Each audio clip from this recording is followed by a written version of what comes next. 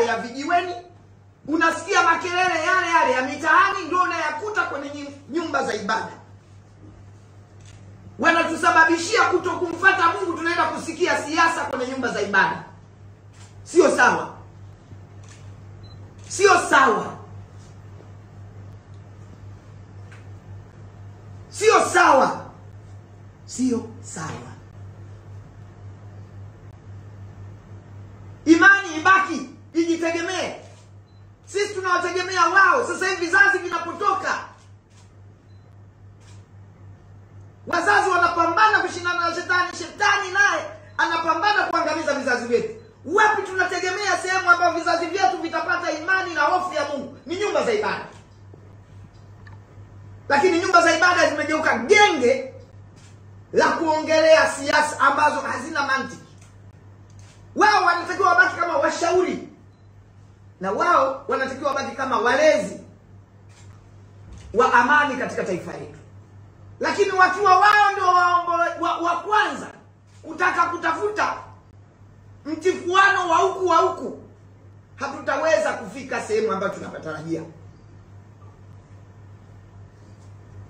Leo hii wanatukia viongozi wa dini ambao tunawaheshimu mno. Heshima ile nadhani wamebeba na ukubwa wa kizani kwamba vijana wa Kitanzania hawaoni ujinga na utoto wanaofanya. Sisi hapa tupo, mimi na wewe unayenitazama, na wewe unayetembea sasa hivi, na wewe unayonisikiliza. Sisi hapa wote tupo, tunakaa vijiweni, tunakunywa pamoja, tunakula pamoja, kwa sababu tupo katika taifa lenye amani.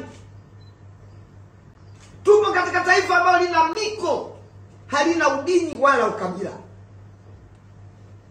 Ndugu zangu, inapofika muda vinatokea vikundi vya watu wachache, tena vilivyopewa dhamana ya kuitwa viongozi wetu wa kidini, wa kiroho, wakaanza kututoa katika mifumo ya kupenda amani, wakatuingiza kwenye siasa, tena kwenye nyumba za ibada. Si sawa. Si sawa. Si sawa. Mune ndani tunahimiziwa, usitutie katika kishawishi, lakini utuopoe mauvuni. Usitutie katika kishawishi, lakini utuondoe mauvuni. Tutoe katika maovu.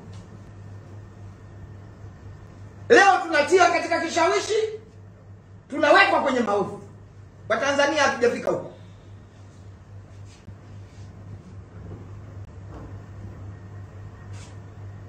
Yale ya vijiweni, unasikia makelele yale ya mitaani, ndio unayakuta kwenye nyumba za ibada. Wanatusababishia kutokumfuata Mungu, tunaenda kusikia siasa kwenye nyumba za ibada. Sio sawa. Sio sawa. Sio sawa. Sio sawa. Imani ibaki, ijitegemee. Sisi tunawategemea wao. Sasa hivi vizazi vinapotoka, wazazi wanapambana kushindana na shetani, shetani naye anapambana kuangamiza vizazi vyetu. Wapi tunategemea sehemu ambayo vizazi vyetu vitapata imani na hofu ya Mungu? Ni nyumba za ibada. Lakini nyumba za ibada zimegeuka genge la kuongelea siasa ambazo hazina mantiki. Wao wanatakiwa wabaki kama washauri, na wao wanatakiwa wabaki kama walezi wa amani katika taifa letu. Lakini wakiwa wao ndio wa kwanza kutaka kutafuta mtifuano wa huku, hatutaweza kufika sehemu ambayo tunapatarajia. Leo hii wanatukia viongozi wa dini ambao tunawaheshimu mno.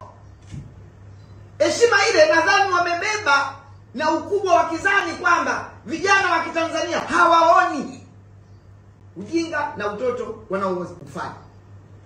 Sisi hapa tupo, mimi na wewe unayenitazama, na wewe unayetembea sasa hivi, na wewe unayonisikiliza. Sisi hapa wote tupo, tunakaa vijiweni, tunakunywa pamoja, tunakula pamoja, kwa sababu tupo katika taifa lenye amani. Tupo katika taifa ambalo lina miko, halina udini wala ukabila. Ndugu